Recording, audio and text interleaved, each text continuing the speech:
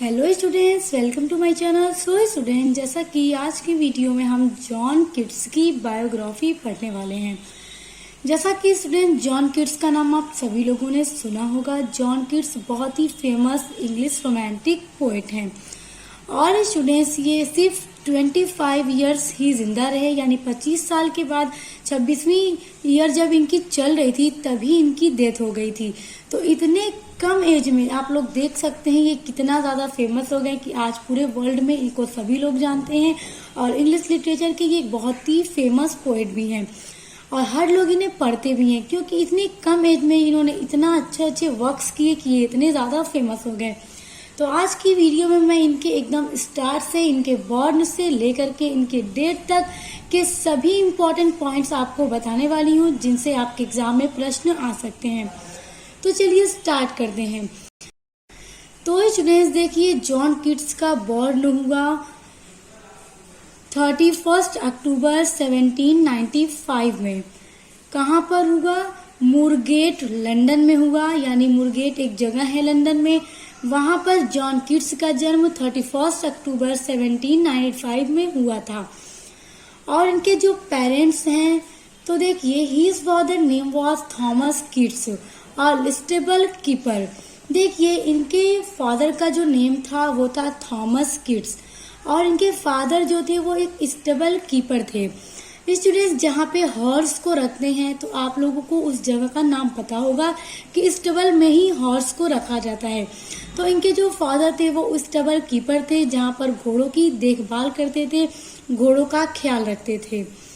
And his mother name was Francis Keats और इनकी जो मदर थी उनका नाम फ्रांसिस किट्स था। अब बात करें जॉन किट्स के ऑक्यूपेशन की, तो इनका जो ऑक्यूपेशन था वो romantic poet of younger generation, यानी कि ये यंगर जनरेशन के रोमांटिक पोएट थे। और जॉन किट्स की डेथ 23 फरवरी 1821 में रोम में हुई थी। तो जैसा कि स्टूडेंट्स, ये लंदन में पैदा हुए थे और रोम में इनकी डेथ हुई थी। तो ये सारी चीजें आप लोग ध्यान रखिएगा, क्योंकि एग्जाम में आपसे पूछ सकता है। उसके बाद देखिए, John kits was the eldest son of his parents. जो जॉन किट्स थे वो अपने पेरेंट्स के सबसे बड़े बेटे थे और जॉन किट्स सबसे बड़े थे। और उनके बाद देखिए, एक भाई की इनकी डेथ बचपन में ही हो गई थी। देखिए, one of died in infancy, एक बचपन में ही डेथ एक की हो गई थी। और उसके बाद यानी जॉन किट्स के बाद his younger siblings were George, Thomas and Francis Mary. ये दोनों उनके भाई हैं, जॉर्ज और थॉमस, और फ्रांसिस मैरी इनकी सिस्टर हैं। तो देखिए, एक की डेथ तो बचपन में ही हो गई थी। उसके बाद 4 जो बचते हैं उनमें से सबसे बड़े, देखिए 5 में सबसे बड़े जॉन किट्स थे। एक की जिसकी डेथ हो गई उसको हटा दीजिए। उसके बाद जॉर्ज, थॉमस एंड फ्रांसिस इनके सिबलिंग्स थे। Keats belong a poor family. देखिए, जॉन किट्स एक गरीब फैमिली से बिलोंग करते थे, ये बहुत ही गरीब परिवार से थे। His parents wish to send their to Eton और हैरो। देखिए, इनके जो पेरेंट्स थे वो अपने बच्चों को ना पढ़ाना चाहते थे एटन और हैरो में। देखिए, ये एटन कॉलेज है और हैरो भी कॉलेज है, उन जहाँ वो रहते थे लंदन, वहाँ का एक बहुत ही फेमस, बहुत ही बड़ा कॉलेज था। तो ये लोग इतने पुअर फैमिली से थे कि यहाँ की फीस को अफोर्ड नहीं कर पाते। But the family decided they could not afford the fees. देखिए, वो लोग फीस को अफोर्ड नहीं कर पाते, इसीलिए उन्होंने डिसाइड किया कि वो वहाँ पे एडमिशन नहीं ले पाएंगे।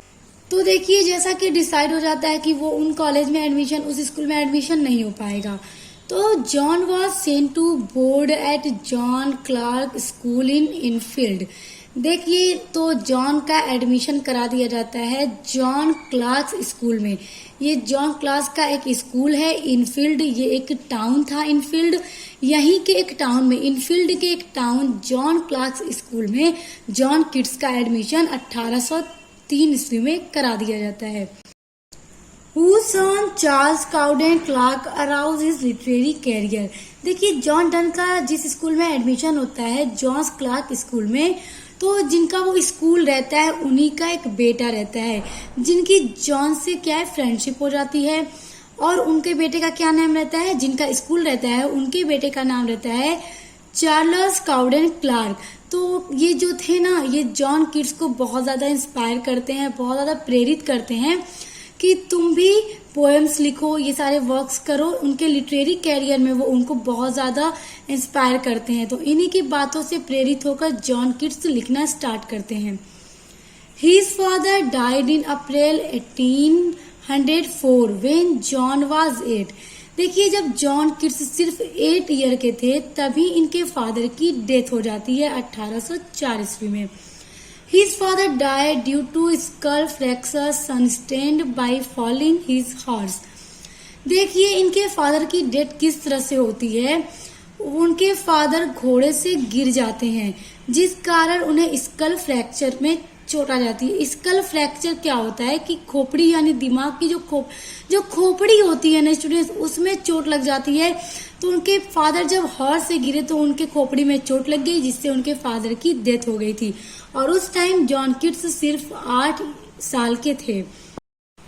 His mother died of tuberculosis in March 1810 when John was 14। देखिए, जब जॉन 14 वर्ष के होते हैं यानी 14 ईयर के होते हैं तब उनकी मदर की भी डेथ हो जाती है और उनकी मदर को बीमारी होती है ट्यूबरकुलोसिस की। इसी बीमारी की रीजन इनके मदर की भी डेथ हो जाती है और यही ट्यूबरकुलोसिस की बीमारी जॉन किट्स को भी होती है जिस कारण जॉन किट्स की भी मृत्यु हो जाती है। तो देखिए, जब इनकी मदर की भी और फादर दोनों की डेथ हो जाती है तो ये बच्चे क्या है, अनाथ हो जाते हैं। Children were in the care of their grandmother Alice Jennings at the Edmonton। देखिए, जब इनके फादर एंड मदर दोनों की डेथ हो जाती है तो बच्चे अकेले हो जाते हैं। तब वो अपनी ग्रैंड मदर के वहां चले जाते हैं। उनकी ग्रैंड मदर का नाम था एलिस जेनिंग्स एट द, देखिए किस जगह पे दादी का घर था, इनके एडमॉन्टन में इनकी ग्रैंड मदर रहती थी जिनका नाम एलिस जेनिंग्स था। तो बच्चे वहीं पर चले जाते हैं। His earliest attempt at verse is the imitation of Spenser on 31st October 1813। देखिए, जब जॉन किट्स ने स्टार्ट किया था लिखना तो उनका जो सबसे पहला वर्स था वो था इमिटेशन ऑफ स्पेंसर, जो इन्होंने लिखा था 31 अक्टूबर 1813 में। तो आप लोग देख सकते हैं 31 अक्टूबर को ही इनका बर्न भी हुआ था। He registered himself as a medical student at Guy's Hospital in London in 1815। देखिए स्टूडेंट्स, यहाँ से क्वेश्चंस एग्जाम में आ जाते हैं। मल्टीपल चॉइस में आपके छोटे छोटे क्वेश्चंस बन सकते हैं। पूछ सकता है कि मतलब इन्होंने किस ईयर में अपने आप को एक मेडिकल स्टूडेंट के तौर पे गाइस हॉस्पिटल में मतलब रजिस्टर किया था। तो 1815 में किया था। और जब इन्होंने रजिस्टर किया खुद को एक मेडिकल स्टूडेंट के लिए तो उसका जो लाइसेंस होता है उसको उन्होंने रिसीव किया 1816 ईयर में। तो ये डेट आप लोग याद कीजिएगा। मेडिकल स्टूडेंट में उन्होंने खुद को रजिस्टर किया 1815 में और उसका लाइसेंस इन्होंने रिसीव किया 1816 ईयर में। अब आगे देखिए, किट्स सनेट यानी जॉन किट्स का एक सनेट था O solitude, published in the magazine the Examiner in 1816। देखिए, जॉन किट्स का जो सनेट है ओ सॉलिट्यूड ये पब्लिश्ड किया गया था 1816 में एक मैगजीन में और उस मैगजीन का नाम था द एग्जामिनर और यह उनका पहला वर्क था जो पब्लिश्ड किया गया था। It was his first work printed, यानी ये इनका पहला ऐसा वर्क था जिसको अभी पब्लिश किया गया था। तो आपके एग्जाम में क्वेश्चन बन सकता है कि इनका जॉन किट्स का कौन सा वर्क सबसे पहले पब्लिश हुआ था। तो ओ सॉलिट्यूड पब्लिश हुआ था एक मैगजीन में, उस मैगजीन का नाम था द एग्जामिनर। उसके बाद देखिए इन 1817 में यानी 1817 में हिज फर्स्ट पोएम कलेक्शन, इनके पोएम का एक कलेक्शन सामने आया और वो किस नाम से सामने आया था, तो पोएम्स के नाम से सामने आया था, जिनमें इनकी कुछ फेमस पोएम्स थी जिसको जॉन किट्स ने लिखा था। देखिए वो पोएम्स कौन कौन सी थी। स्लीप एंड पोएट्री ये उनकी पोएम थी। आई स्टूड टिप्टो ये उनकी पोएम थी। And on first looking into Chapman's Homer ये तीनों उनकी पोएम्स का कलेक्शन का सामने आया था और जो इनका कलेक्शन था उसका नाम ही पोएम था और ये 1817 में आया था। उसके बाद देखिए इनमें 1817 किट्स बिफ्रेंडेड इजाबेला जोन्स। देखिए जॉन किट्स की एक लड़की से भी दोस्ती हो जाती है। उस लड़की का नाम था इजाबेला जोन्स जिससे जॉन किट्स मिले थे 1817 में, यानी 1817 में जॉन किट्स इजाबेला जोन्स से मिले थे और उनसे दोस्ती हो गई थी। और फिर उसके बाद जॉन किट्स मिलते हैं फ्रांसिस ब्राउनी से जिसको बाद में फैनी के नाम से भी जाना जाता है। तो फिर उसके बाद 1819 में जॉन किट्स फ्रांसिस ब्राउनी से मिलते हैं और जॉन किट्स को इनसे बहुत ज्यादा लव हो जाता है, यानी जॉन किट्स इनसे प्रेम करने लगते हैं। और जॉन किट्स फ्रांसिस ब्राउनी से कब मिले थे तो 1819 में मिले थे। उसके बाद Francis and Keats were engaged. देखिए 1819 में ये लोग मिले भी थे और 1819 में ही जॉन किट्स फ्रांसिस ब्राउनी से एंगेजमेंट कर लेते हैं। लेकिन स्टूडेंट्स इनकी शादी नहीं हो पाती है क्योंकि जॉन किट्स को एक बीमारी लग जाती है जिससे उनकी डेथ हो जाती है। ऑन 17 सितंबर 1820 on doctor's advice Keats sail to Rome with his friend the painter Joseph Severn. देखिए जैसा कि जॉन किट्स को भी एक बीमारी थी। देखिए मैंने अभी आपको स्टार्ट में बताया था कि इनकी मदर की डेथ एक बीमारी से हुई थी। वो बीमारी थी ट्यूबरकुलोसिस की और वही बीमारी जॉन किट्स को भी हो जाती है। तो जॉन किट्स के जो डॉक्टर थे वो उन्हें एडवाइस करते हैं कि आप यहाँ से कहीं और चली जाइए जहाँ की जलवायु थोड़ा गर्म हो। तो इसलिए जॉन किट्स चले जाते हैं रोम चले जाते हैं और वो अपने दोस्त के साथ गए थे। उनके दोस्त का नाम था जोसेफ सर्वन और ये एक पेंटर थे। तो जब जॉन किट्स वहां गए थे, कब गए थे 17 सितंबर 1820 में वो रोम गए थे और वहीं पर क्या होता है उनकी डेथ हो जाती है। He died of tuberculosis consumption in Rome on 23rd February 1821 in the lap of his friend Severin। देखिए ये इन्हें क्या बीमारी थी, ट्यूबरक्लोसिस की बीमारी थी और इस बीमारी को कंसम्पशन के नाम से भी जाना जाता है। तो इनकी जब डेथ हुई थी तो ये अपने फ्रेंड की बाहों में ही इनकी जान निकल जाती है, यानी ये अपनी आखिरी सांस अपने दोस्त के बाहों में ही लेते हैं और 23 फरवरी 1821 में जॉन किट्स की डेथ हो जाती है। देखिए अब तो उनकी डेथ हो जाती है लेकिन उनके जो मेजर वर्क्स थे जो उन्होंने लिखे थे वो सब बहुत ज्यादा फेमस हुए और जॉन किट्स की जब डेथ हो जाती है उसके बाद वो और भी ज्यादा फेमस हो जाते हैं क्योंकि उनके वर्क सब सामने आ जाते हैं। तो देखिए अब उनके कौन कौन से वर्क्स थे आइए इसके बारे में जानते हैं क्योंकि एग्जाम के लिए सभी बहुत ज्यादा इम्पोर्टेंट हैं। तो देखिए इन 1818 यानी 1818 में किट्स फेमस वर्क एंडीमियन केम, यानी कि एक इनका वर्क था एंडीमियन जो 1818 में सामने आया। Keats dedicated this poem to the late poet Thomas Chatterton. देखिए एक पोएट थे जिनकी डेथ हो गई थी, उन पोएट का नाम था थॉमस चैटरटन। तो जब जॉन किट्स 1818 में एक पोएम लिखते हैं एंडीमियन तो ये इसी पोएट को यानी थॉमस चैटरटन को डेडिकेटेड कर देते हैं। And Keats wrote Hyperion in 1818 also. और 1818 में जॉन किट्स ने एक और पोएम लिखा Hyperion. Keats was plan to be a blank verse epic in 10 books. देखिए जो इनका हाइपेरियन था उसको जॉन किट्स ने 1818 में लिखा था और किट्स ने प्लान किया था कि ये हाइपेरियन को पूरी 10 किताबों में कंप्लीट करेंगे, 10 बुक्स में कंप्लीट करेंगे। और किस में लिखेंगे, एक ब्लैंक वर्स में लिखेंगे। ब्लैंक वर्स क्या है स्टूडेंट्स, मैं पढ़ा चुकी हूँ। अगर आप लोगों ने बीए में इंग्लिश लिटरेचर पढ़ा है या पढ़ रहे हैं तो उसमें एक यूनिट है आप लोगों का, उसके अंदर ये मैंने पढ़ा रखा है, उसका लिंक मैं आपको डिस्क्रिप्शन में दे दूंगी। उस वीडियो में ब्लैंक वर्स है तो आप उसको देख लीजिएगा, आपको समझ आ जाएगा। तो देखिए ब्लैंक वर्स वैसे एक बार आपको बता दूं होता क्या है, जिसमें कोई राइम नहीं मिलती है, कोई तुक नहीं मिलती है, उसी में उन्होंने सोचा था कि मैं एक ब्लैंक वर्स में एक एपिक लिखूंगा। और एपिक क्या होता है स्टूडेंट्स? तो एपिक एक फॉर्म्स ऑफ पोएट्री है, यानी पोएट्री का एक रूप है। जो भी स्टूडेंट्स इंग्लिश लिटरेचर पढ़ रहे हैं अपने सेकेंड सेमेस्टर में, तो फॉर्म्स ऑफ पोएट्री उनके सिलेबस में एक यूनिट है जिसमें मैंने पूरा फॉर्म्स ऑफ पोएट्री कंप्लीट करवा रखा है, जिसमें मैंने एपिक के बारे में भी बताया है। तो 2 लिंक मैं आपको डिस्क्रिप्शन बॉक्स में दूंगी, आपको एक में ब्लैंक वर्स के बारे में पता चल जाएगा और एपिक क्या है इसके बारे में भी पता चल जाएगा। उसके अलावा और भी जितने फॉर्म्स ऑफ पोएट्री हैं उनके बारे में भी आपको पता चल जाएगा। तो इन्होंने सोचा था कि वो हाइपेरियन को पूरा 10 बुक्स में कंप्लीट करेंगे और किस में लिखेंगे? ब्लैंक वर्स में एपिक लिखेंगे।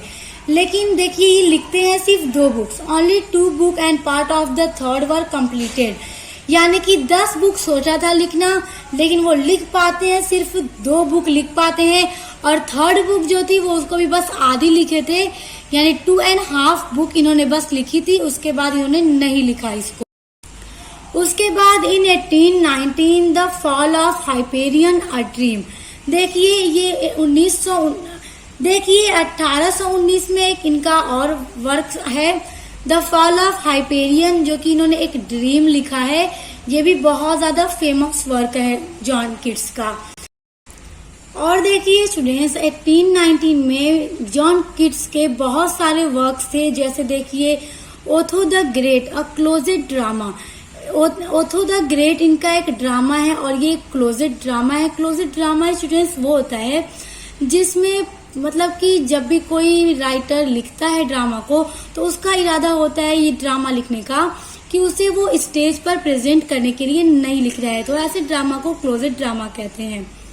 उसके बाद ओड टू ए नाइटिंगेल, इन्होंने बहुत सारे ओड लिखे थे स्टूडेंट्स, जिसमें देखिए ode to a nightingale, ode on a Grecian, और ode to autumn, ode to autumn, ode to Psyche, ode on indolence, ode to melancholy. तो देखिए ये इतने सारे जॉन किट्स के ओड्स हैं जो कि 1819 में उन्होंने लिखे थे। इसीलिए 1819 वाले ईयर को year of the great odds के नाम से भी जाना जाता है, क्योंकि उन्होंने 1819 में इतने सारे ओड्स लिखे थे और सभी बहुत ज्यादा फेमस भी हुए थे। इसलिए पूछ देगा, अगर आपके पेपर में एक मल्टीपल चॉइस में क्वेश्चन पूछ दे कि किस ईयर को year of the great odds के नाम से जानते हैं, तो 1819 को जानते हैं, क्योंकि जॉन किट्स के बहुत सारे ओड्स जो उन्होंने लिखे सब 1819 में लिखे थे और सभी बहुत ज्यादा फेमस भी हुए थे। उसके अलावा देखिए 1920 में भी इनके कुछ वर्क्स हैं जो सामने आए थे, जिसमें देखिए लामिया, ये इनका वर्क था। उसके अलावा इजाबेला, ये भी उनका वर्क था। The Eve of the Saint Agnes and other poems was published in July 1820 by Taylor and Hessey. देखिए 1820 में भी जॉन किट्स के बहुत सारे वर्क्स सामने आए, जिसमें Lamia, Isabella, the Eve of the Saint Agnes और बहुत सारी अदर पोएम्स भी पब्लिश्ड हुई जुलाई 1820 में। जुलाई 1820 में तो देखिए ये जो पब्लिश्ड किया गया था उसे टेलर एंड हेसी के द्वारा पब्लिश्ड कराया गया था। तो स्टूडेंट्स आप देख सकते हैं कि उसके बाद 23 फरवरी 1821 में जॉन किट्स की डेथ हो जाती है। तो 1820 तक इनके सारे वर्क्स फेमस होते गए और कितने सारे इन्होंने इतनी कम एज में वर्क्स लिखे जो कि इतने ज्यादा फेमस हुए, इतने ज्यादा वर्ल्ड फेमस हो गए और आज इन्हें इंग्लिश लिटरेचर में पढ़ा जाता है। और स्टूडेंट्स आपको एक बहुत ही इम्पोर्टेंट बात बता दूं जो कि कभी कभी एग्जाम में क्वेश्चंस आ जाते हैं। आ जाता है कि कौन से पोइट हैं जिनका नाम पानी पर लिखा गया है। तो जॉन किट्स का नाम पानी पर लिखा गया, ये ऐसा लिखा है, उनकी कब्र पर भी ये लिखा है। तो स्टूडेंट्स ये बात बहुत इंपॉर्टेंट थी आपको जानना। तो अगर आ जाए तो आप कंफ्यूज मत होइएगा, जॉन किट्स का नाम लिख दीजिएगा। और स्टूडेंट्स उम्मीद करती हूँ कि आज की वीडियो में जॉन किट्स के बारे में सभी पॉइंट आपको बहुत अच्छे से समझ में आ गए होंगे। समझ में आ गए तो वीडियो को लाइक, कमेंट, शेयर करके चैनल को सब्सक्राइब करके बेल आइकन को प्रेस कर लीजिएगा और अगर आप बीए या बीकॉम के स्टूडेंट हैं तो आप एक बार मेरे चैनल पर जरूर विजिट कीजिएगा, क्योंकि आपको मेरे चैनल पर अपने सब्जेक्ट से रिलेटेड हर एक सेमेस्टर की सभी वीडियोस पढ़ने के लिए मिल जाएंगी। और साथ ही साथ इंपॉर्टेंट क्वेश्चन आंसर की वीडियोस भी मैं अपलोड करती हूँ, जिसके थ्रू आप अपने एग्जाम की तैयारी बहुत बेटर कर सकते हैं। तो अब मिलते हैं नेक्स्ट वीडियो के साथ।